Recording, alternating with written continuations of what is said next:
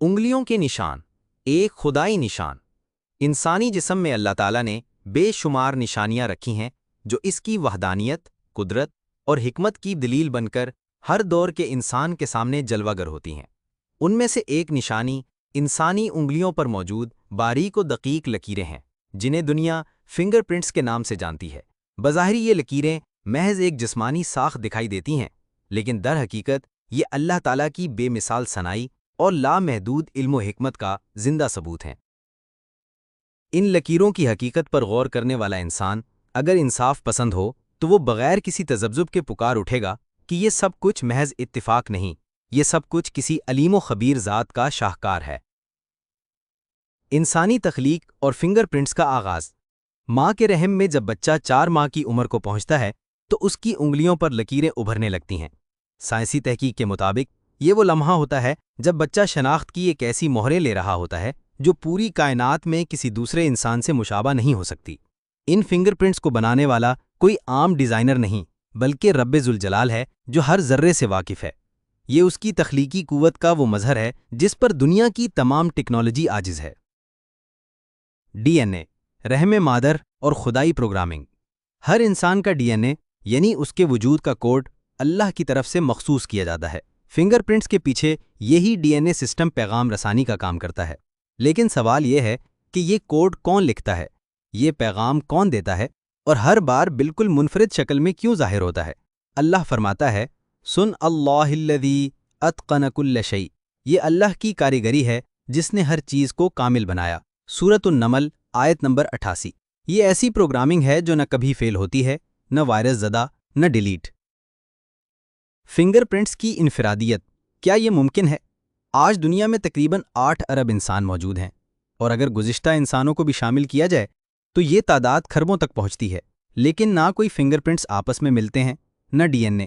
یہ انفرادیت ہی اللہ تعالیٰ کی وہ نشانی ہے جس کا ذکر قرآن میں یوں ملتا ہے، بلا قادرین علی ان نسوی بنانہ، ہم اس کی انگلیوں کے پور کو دوبارہ بنانے پر بھی قادر ہیں۔ سورۃ القیامہ آیت نمبر 4۔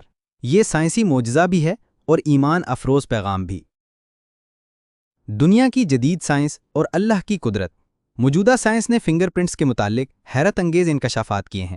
فنگر پرنٹس آج نہ صرف انسان کی شناخت کے لیے استعمال ہوتے ہیں بلکہ یہ قانون نافذ کرنے والے اداروں، biometric systems, mobile phones اور حساس ڈیجیٹل سیکیورٹی میں کلیدی کردار ادا کرتے ہیں۔ اس سب کے باوجود سائنس آج تک یہ معلوم نہیں کر سکی کہ ہر انسان کے فنگر پرنٹس مختلف کیوں ہوتے ہیں۔ سائنس صرف اتنا بتاتی ہے کہ فنگر پرنٹس ڈی این اے، جنیاتی عناصر اور رحم مادر کے مخصوص ماحول کے تحت بنتے ہیں، مگر وہ یہ تسلیم کرنے سے قاصر ہے کہ ان منفرد لکیروں کے پیچھے کوئی اعلیٰ ترین شعور، کوئی علیم و خبیر ذات کار فرما ہے۔ قرآن اس حقیقت کو کئی صدیوں پہلے بیان کر چکا ہے۔ سنوریہم آیاتنا فی الآفاق وفی انفسہم حتی یتبین لہم انہ الحق، ہم عنقریب ان کو اپنی نشانیاں آفاق میں اور خود ان کے نفس میں دکھائیں گے، یہاں تک کہ ان پر واضح ہو جائے گا کہ بے شک یہی قرآن حق ہے۔ سورۃ فصلت۔ آج کی سائنسی دریافتیں دراصل اللہ کی نشانیاں ہی تو ہیں جو انسان کو اپنے خالق کی طرف بلاتی ہیں۔ فنگر پرنٹس کا اثر نو ظہور، حیران کن حقیقت۔ فنگر پرنٹس کا سب سے حیران کن پہلو ان کا اثر نو ابھر آنا یعنی ری جنریشن ہے۔ اگر کسی شخص کی انگلیاں جل جائیں یا زخم کی وجہ سے فنگر پرنٹس مٹ جائیں تو تھوڑے وقت میں وہ دوبارہ اصل جیسی شکل میں ظاہر ہو جاتے ہیں۔ ایک بھی خلیہ مختلف نہیں ہوتا، نہ ہی ایک لکیر اپنی جگہ سے ہٹتی ہے۔ یہ عمل سائنس کے لیے اب بھی مکمل طور پر سمجھ سے بالاتر ہے۔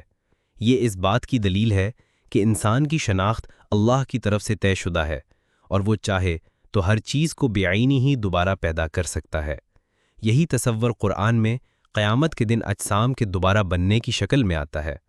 قُلْ يُحْيِيهَا الَّذِي أَنشَأَهَا أَوَّلَ مَرَّةٍ وَهُوَ بِكُلِّ خَلْقٍ عَلِيمٌ، کہو انہیں وہی زندہ کرے گا جس نے انہیں پہلی بار پیدا کیا، اور وہ ہر مخلوق کا جاننے والا ہے۔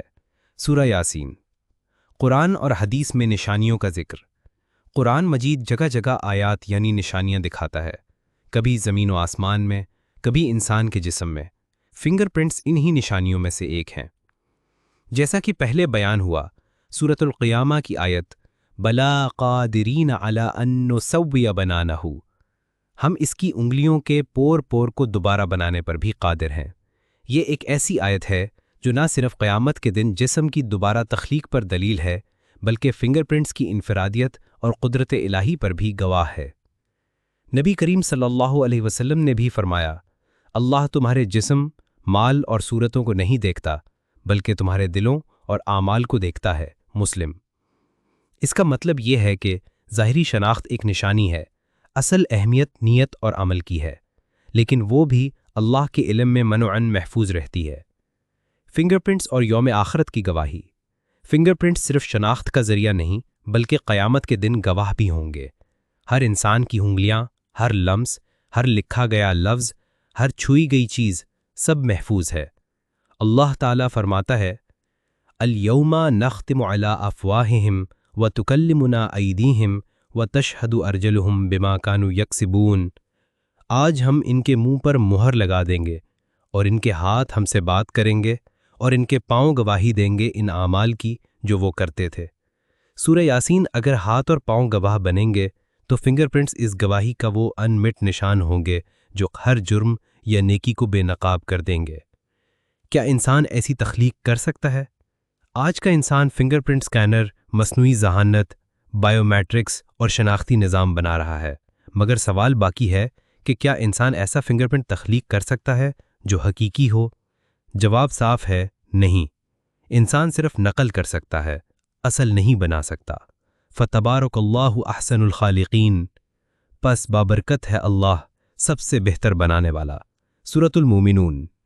یہی وہ مقام ہے جہاں عقل خاموش ہو جاتی ہے اور دل پکار اٹھتا ہے، کوئی تو ہے جو نظام ہستی چلا رہا ہے، وہی خدا ہے، وہی خدا ہے۔ نتیجہ، ایک نشان، ایک خالق۔ فنگر پرنٹس ایک چھوٹا سا نشان ہے، مگر اپنے اندر ایک بہت بڑی حقیقت سمیٹے ہوئے ہے۔ یہ اللہ کی نشانی ہے جو ہر انسان کو انفرادی حیثیت دیتا ہے۔ اس کی تخلیق بے مثل ہے، اس کا علم لامحدود ہے، اور اس کی قدرت بے انتہا۔ دنیا کا ہر انسان اپنی انگلیوں پر اللہ کی قدرت کا نشان لے کر پیدا ہوتا ہے، اور یہی نشان اس کی شناخت، اس کی گواہی اور اس کی واپسی کا رستہ بن سکتا ہے، اگر وہ غور کرے۔ افلا یتفکرون؟